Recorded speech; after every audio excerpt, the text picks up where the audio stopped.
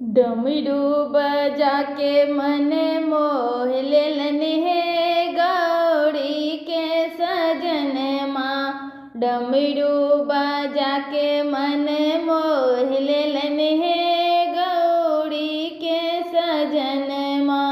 डमरू बजा के मन मोह लेलन हे गौरी के सजन माँ।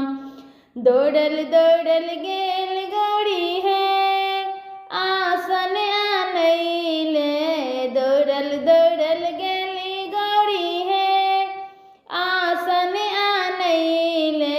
मृगछाला आसन बना लेलन हे गौरी के सजन माँ। मृगछाला के आसन बना लेलन हे गौरी के सजन माँ। डमरू बजा के मन मोह लेलन हे गौरी के सजन माँ। डमरू बजा के मन मोह लेलन हे गौरी के सजन माँ। दौड़ल दौड़ल गेली गौरी है जल आनैले। दौड़ल दौड़ल गेली गौरी है जल आनैले। जटा सो गंगा बहा देल हे गौरी के सजन माँ। जटा सो गंगा बहा देल हे गौरी के सजन माँ।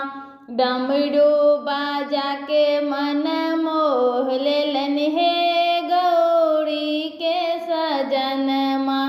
डमरू बजा के मन मोह लेलन हे गौरी के सजन माँ। दौड़ल दौड़ल गेली गौरी है नावेद आनैले। दौड़ल दौड़ल गेली गौरी है नावेद आनैले। आक धतूरा चिबा लेलन हे गौरी के सजन माँ। भांग धतूरा चबा लेलन हे गौरी के सजन माँ। डमरू बजा के मन मोह लेलन हे गौरी के सजन माँ। डमरू बजा के मन मोह लेलन हे गौरी के सजन माँ। दौड़ल दौड़ल गेली गौरी है दीपा आनैले। दौड़ल दौड़ल गेली गौरी है दीपा आनैले। दुतिया के चांद चमका देलन हे गौरी के सजन माँ।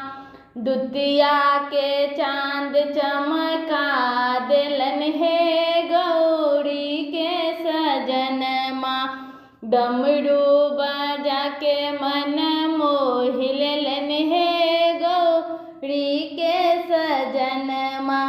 डमरू बजा के मन मोह लेलन हे गौरी के सजन माँ।